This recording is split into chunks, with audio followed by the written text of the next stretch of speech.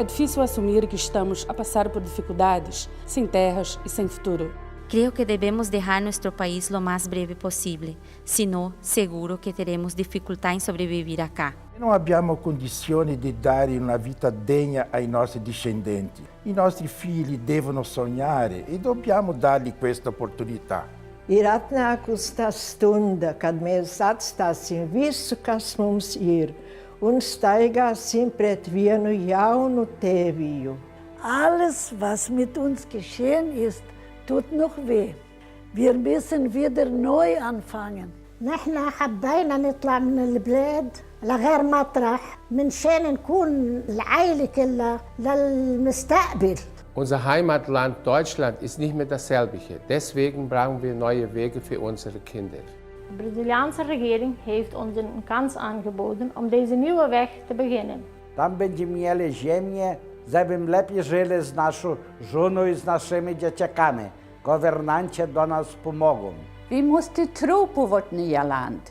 En dag ska våra barnbarnsbarn bli stolta av vår modighet.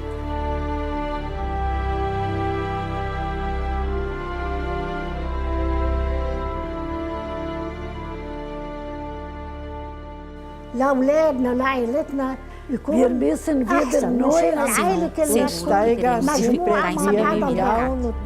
Unser Heimatland Deutschland ist nicht mehr dasselbe. Deswegen brauchen wir devemos dejar neue nuestro Wege. país lo más breve possível, sem assumir que temos dificuldade em sobreviver acá. Vi måste tro på vårt nya land. Non è più possibile vivere comunitari, non abbiamo terre, siamo ogni giorno più poveri. Deswegen brauchen wir neue Wege für unsere Kinder.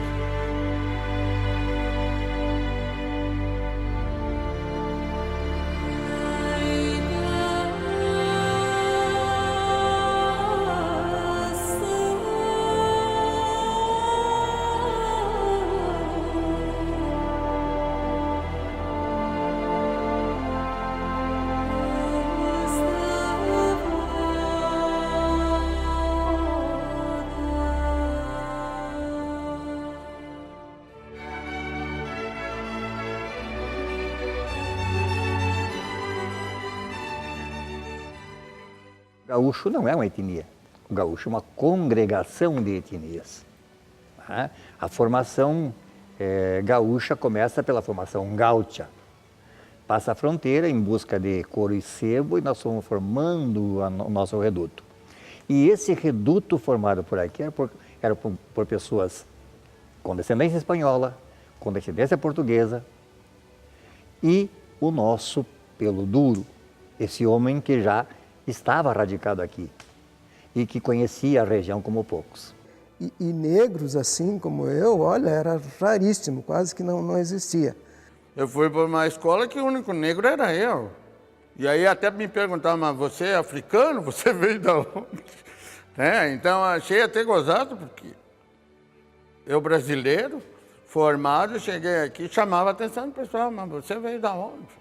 Eu tinha bastante amigo, porque era guri, né, e a gente era muito arteiro, né, e casualmente todos os meus vizinhos eram descendentes de alemães, italianos. Quando eu cheguei aqui em 1964, existia o negro, né, mas não aparecia na sociedade. Logo no início da colonização havia muita dificuldade no idioma, né? Porque quem falava em polonês era polonês, quem falava o alemão era o alemão, quem falava o holandês era o holandês. Mas toda sorte que já tinha os caboclos aqui. Os caboclos já foram se misturando, já foram entendendo e se comunicando, interpretando e chegavam no denominador comum. No caso, por exemplo, chegava assim, ó, por exemplo, tinha um alemão, dono da tenda, chegava um polaco, vender. Banha, banha, banha. O polaco tinha da carroça dele a abóbora. E o alemão entendia que era banha de porcos. Se respeitavam, um respeitava o outro, cada um tinha a sua cultura, que era diferente, né? Pega o alemão, pega o polonês, pega o italiano. É aquela cultura que vem lá dos antepassados. Eles se visitavam e se conversavam bastante, sabe?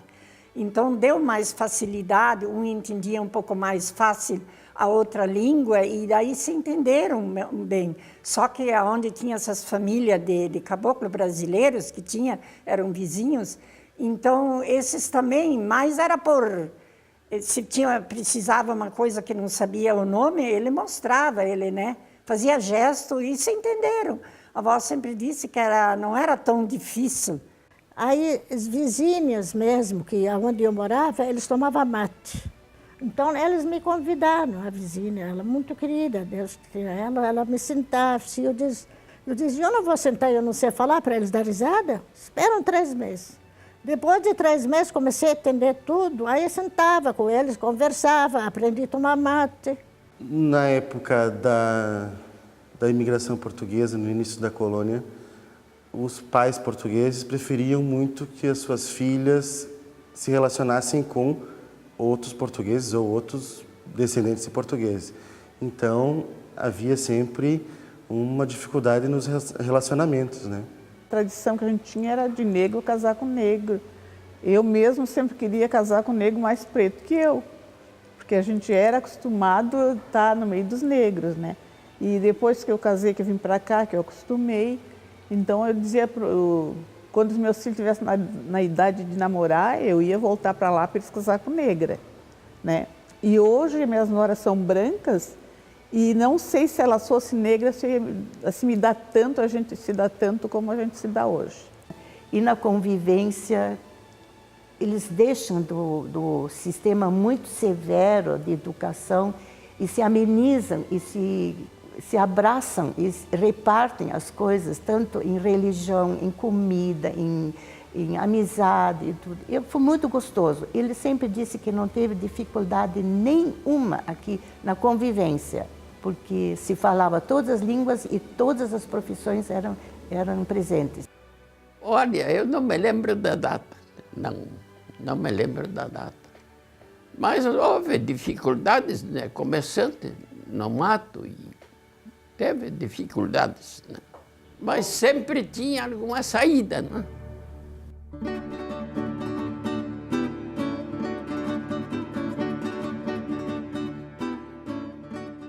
O ensino era muito rigoroso. Hoje em dia, eles praticamente mandam as crianças ler uma coisa, ver o que tem mais facilidade, pelo vídeo, pela televisão, pelo rádio, por tudo. Antigamente não tinha nada disso, então era tudo pela via oral, né? E os professores nos ensinaram a escrever corretamente e reto. Eles botavam uma régua. Agora, o professor naquele tempo surrava. Ou nós apanhava, se fazia arte, ou não fazia assim, para escrever, conta para fazer, de mais, de menos, e errava. Olha, dava umas palmadas nas mãos que Deus o livre. O primeiro ensino ministrado aos filhos dos imigrantes poloneses foi dado pela família. Não tinha escola. Depois, eles se cotizavam e pagavam um professor para ensinar o que ele sabia para as crianças. E mais tarde, sim, foram construídas escolas particulares. Quando chegaram aqui, aí me disseram que tem uma colégio das irmãs, que tem uma freira e uma professora falava francês. Eu fiquei feliz da vida. Aí nós fomos, eu e meu marido, levamos criança lá, e começaram a normalista, faziam uma roda. Eu botava eles no meio, assim, para ver só. Eles, crianças, falavam francês, porque lá no Líbano, a colégio não é uma língua só, 3 línguas. Eles adoravam eles. Tudo queriam aprender, queriam ver como criança pequena fala francês. Parece uns bonecos estavam na mão deles. Chegava em casa, pai, olha, lá o professor surrou. Bem que fez que surrou. Hoje o professor apanha e surra para ver. Hoje criança não pode, professor dar um tapinha, nem um puxão de orelha. E nós ajoelhava em cima de um grão de milho. Pessoas idosas, mulheres inclusive, que não sabiam falar português, foram levadas presas por uns dias para interrogatório porque falavam a língua italiana.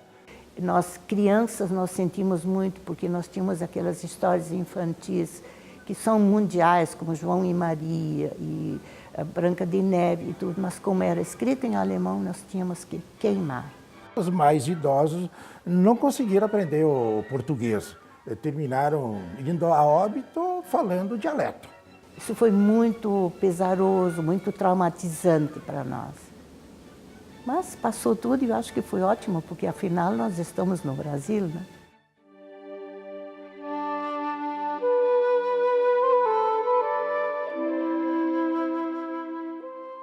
Eu comecei minha vida com um cavalo emprestado do meu sogro. Eu tinha um cavalo de solteiro e uma carroça emprestada.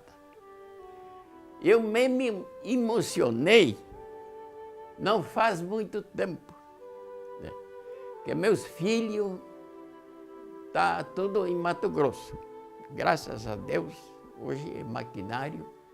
Quando olhei aquele baita maquinário caminhando para tudo que é lado, máquina aqui, hoje tudo moderno, me lembrei daquele meu cavalo do solteiro, que daqueles casquinhos daquele cavalo, hoje até aquilo aparecendo uma barbaridade. Começou a vida ali, né? E chorei. Sozinho estava retirado e me emocionei. Eu me lembro de uma história do meu pai. Ele trabalhava com modelagem, e eu me lembro numa ocasião que chegou uma pessoa para fazer uma peça de uma coletadeira muito complicada, e ele olhava para aquela peça, ficava olhando, e eu me lembro que o senhor, o dono dessa peça, dizia assim: o senhor faz essa peça? Ele olhava e disse assim: alguém fez essa peça?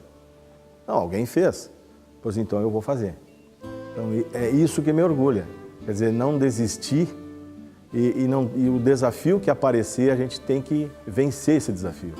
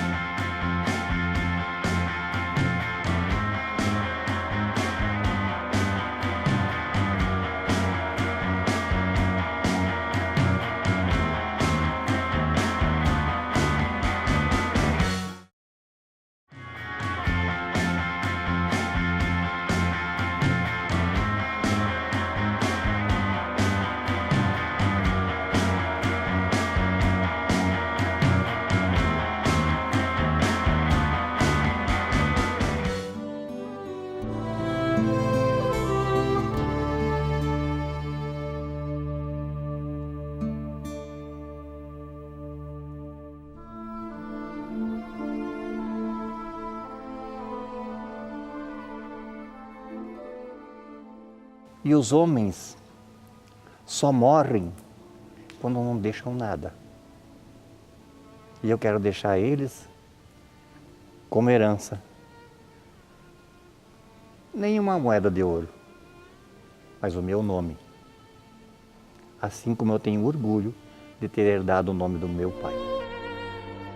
Me orgulho lá de ser negro, e eu acho que deixei um legado para os meus filhos que hoje se orgulham de mim. Eu me emociono quando eu me lembro dos meus avós ou dos meus antepassados, porque foi eles que nos trouxeram essa cultura, foi eles que nos deram essa educação que a gente tem, né, e que a gente pode passar para os filhos, que sabem que é uma educação sadia, perfeita. Meu pai e minha mãe, eu sinto muita saudade, porque se não fosse eles, eu não seria o que eu sou hoje. E sempre me apoiaram muito quando eu fui estudar, e a única herança que eu tive foi dizer: estude, porque nada mais tenho para te dar que não seja estudo. Quando nós cantamos, quando nós dançamos, nós fazemos isso um ato de ação de graça aos nossos antepassados. um ato de agradecimento por esse legado maravilhoso que nós temos e temos a obrigação de deixar para os nossos filhos e netos. A saudade a gente curte um pouco todos os dias, é uma coisa introspectiva.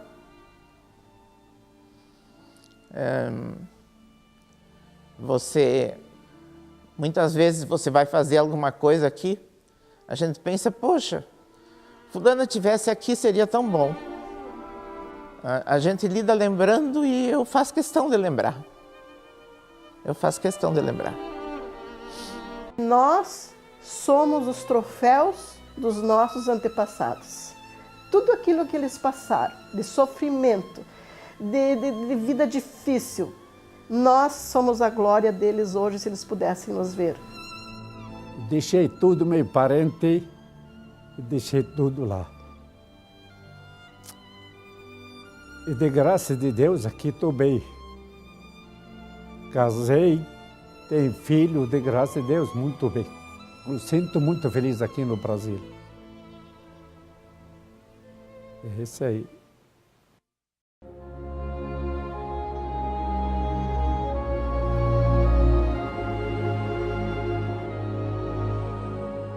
Havia o consenso de que Juí estava sem ideias, que não estava progredindo e que precisava se inventar um novo rumo para Juí e a região. E dentro dessa retomada se pesquisou, afinal de contas, quem somos nós? Juí é uma terra de culturas diversificadas. E nós nos inserimos dentro dessa diversificação, cada um com a sua herança cultural.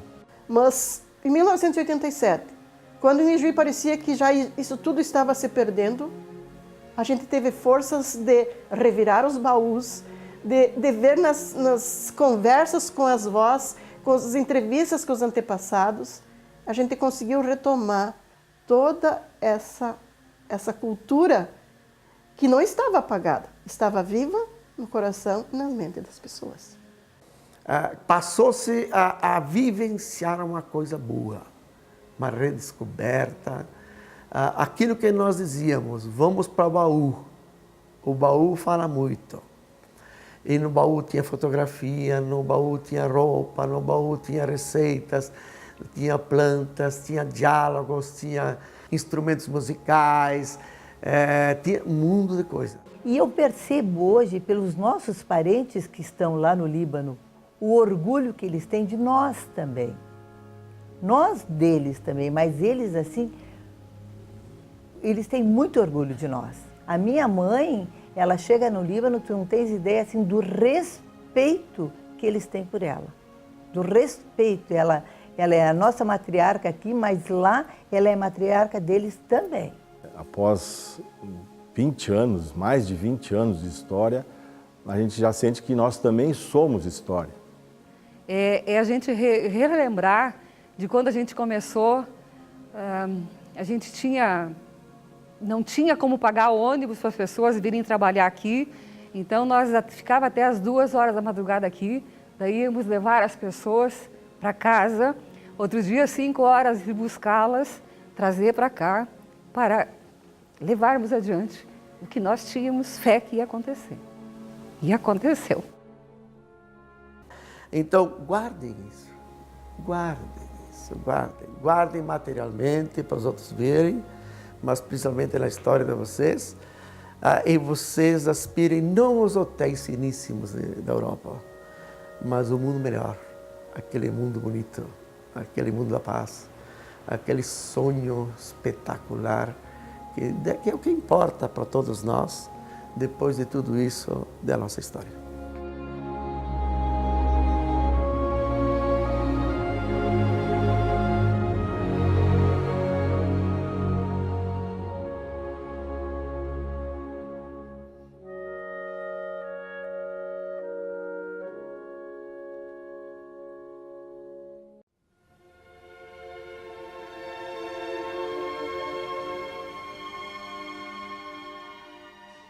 A gente sente um orgulho muito grande quando vê uma criança vestida com os trajes típicos da Letônia. E a gente tenta passar essa cultura desde pequenininho. Passei para minha filha esse amor à cultura espanhola e estou passando para minha neta, que será o futuro da casa, talvez o futuro da casa espanhola, essas crianças de agora. Como a gente sempre teve essa essência espanhola, né, no nosso sangue, né, através da minha prima, que já estava dançando aqui nos Espanhóis, logo quando foi fundada a casa, eu acabei também entrando no grupo juvenil. E agora a gente está aí até hoje no grupo, já estou aí há 18 anos dançando, né, levando em frente o nosso grupo. E nesse meio tempo aí dessa minha jornada aqui na etnia, eu conheci minha esposa, né, que a gente está aí dançando até hoje. E a gente tenta não deixar o grupo acabar, a etnia continuar, porque é uma grande satisfação e emoção muito grande estar aqui dançando e presenciando aí com o meu filho aí.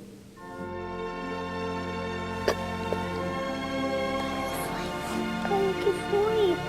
A mesma coisa você.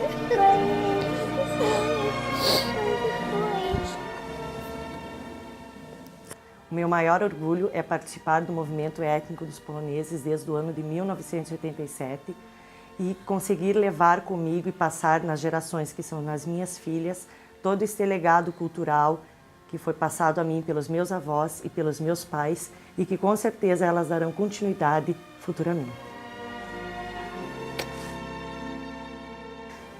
Os meus avós, eles são letos, o meu pai, ele é leto.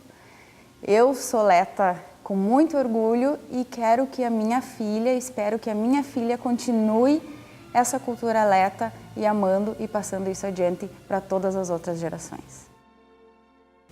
Dançar é uma emoção que vem de dentro de mim, então me sinto outra pessoa quando eu estou dançando. No futuro, eu sonho ser presidente da Casa Afro. Eu gosto de me vestir com a roupa portuguesa porque ela é muito colorida e eu me sinto muito bem. Eu quero dançar com a minha mamãe e com o meu papai quando eu crescer. Um dia eu quero ser a primeira prenda.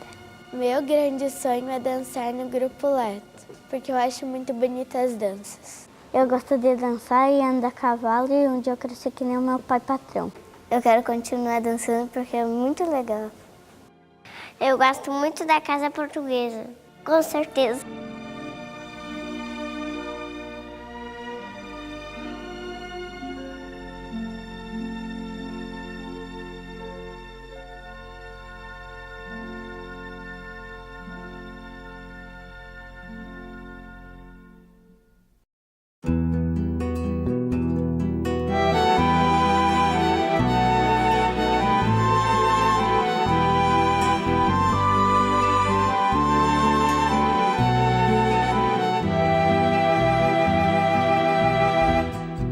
Nosso manto sagrado do pavilhão tricolor abrigou o imigrante que chegou com muito ardor.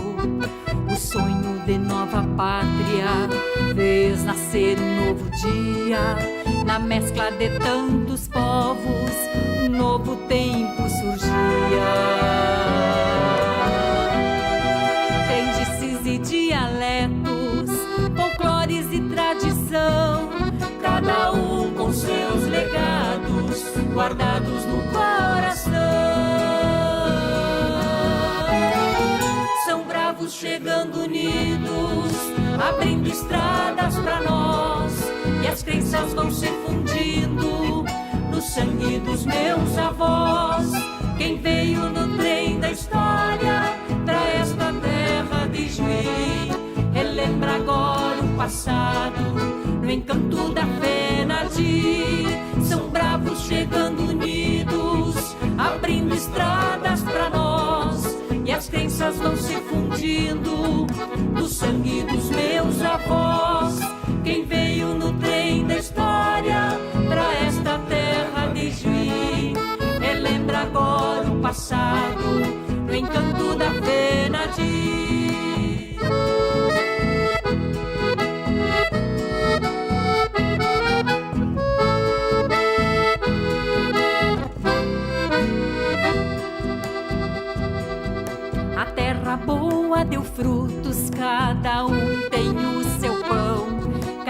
história, um intento, todo intento, uma oração. As marcas dos imigrantes são orgulhos imortais, uma história de esperança pra não esquecer jamais. Quem plantou sonhos fecundos para os filhos que virão, deixará mais de um legado, um exemplo de união. São bravos chegando unidos, abrindo estradas pra nós, e as crenças vão se fundindo no sangue dos meus avós. Quem veio no trem da história pra esta terra de Juí, relembra agora o passado, no encanto da Fenadi. São bravos chegando unidos, abrindo estradas pra nós, e as crenças vão se fundindo no sangue dos meus avós. Quem veio no trem da história pra esta terra de Juí, relembra agora o passado, no encanto da Fenadi. Relembra agora o passado, no encanto da Fenadi. No encanto da Fenadi, no encanto da Fenadi.